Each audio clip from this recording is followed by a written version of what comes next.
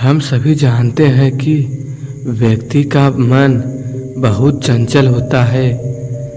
यही कारण है कि मन अशांत रहता है और कई तरह के सवालों का जन्म भी अशांत मन के कारण ही होता है।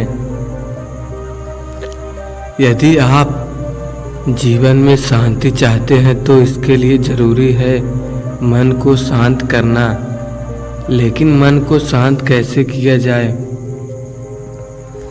गौतम बुद्ध से जुड़ी इस कहानी के माध्यम से आप जान सकते हैं कि मन को शांत करने का क्या तरीका है।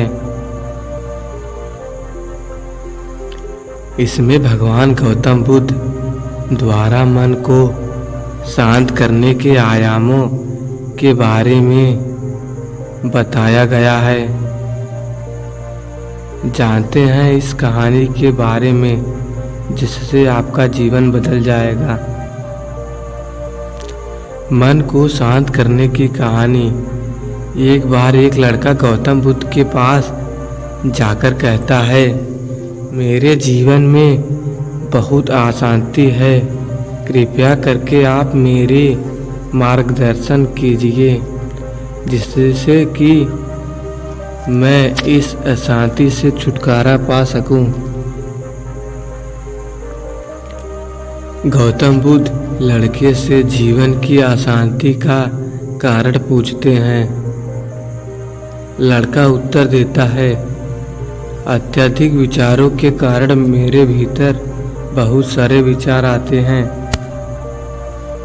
जिससे मेरा मन अशांत रहता है। बुद्ध मुस्कुराते हुए कहते हैं, ऊपर आकाश की ओर देखो और बताओ कि तुम्हें सूर्य दिख रहा है। लड़का ऊपर देखता है और कहता है, धूप दिख रहा है। बुद्ध उससे पूछते हैं कि अगर तुम लगातार धूप में खड़े रहोगे तब क्या होगा? वह कहता है, मुझे अत्यधिक गर्मी लगेगी और शरीर में बेचैनी होगी। बुद्ध लड़के से कहते हैं कि अगर धूप में खड़े रहने से तुम्हें गर्मी लगती है तो इसमें दोष किसका है, सूर्य के ताप का या तुम्हारा? लड़का कुछ सोचने के बाद कहता है कि इसका जवाब आप भी बताइए।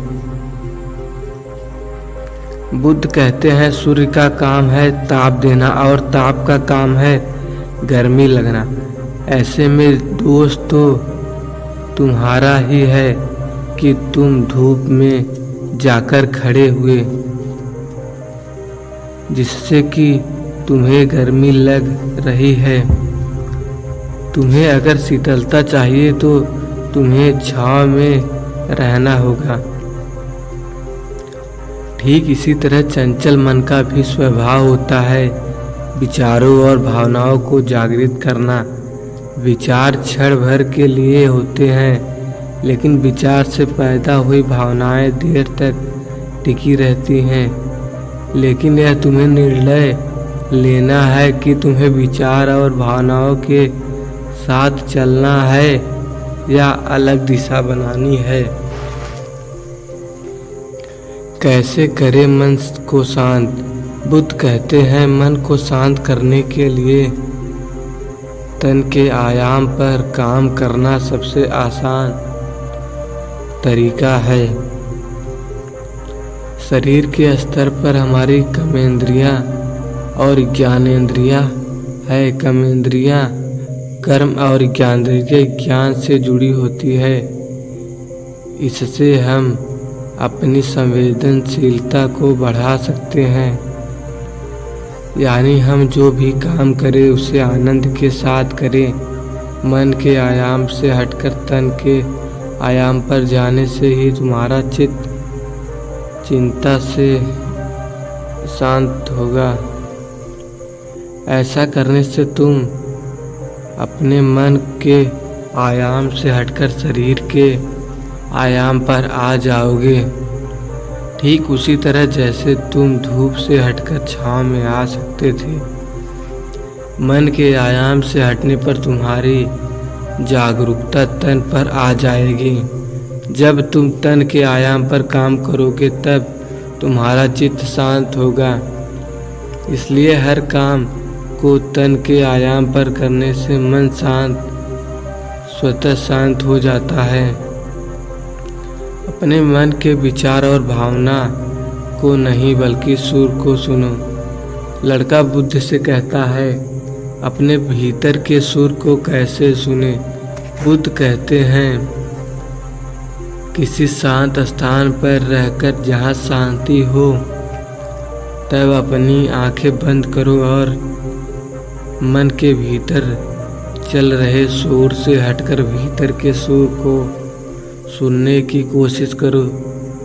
सुर निरंतर चलता रहता है, लेकिन बाहर के सुर के कारण तुम अपने मन के भीतर चल रहे सुर को नहीं सुन पाते हो।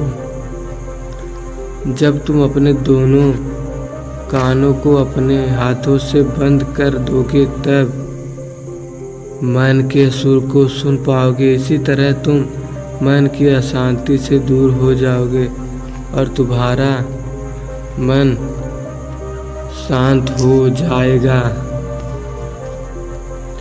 भगवान गौतम बुद्ध ने अपने उपदेशों में अशांत मन को शांत करने के कई मार्ग बताए। उनके उपदेशों में मानसिक शांति प्राप्ति के लिए निम्नलिखित मुख्य बिंदुओं पर जोर दिया गया है। आत्मा संयम।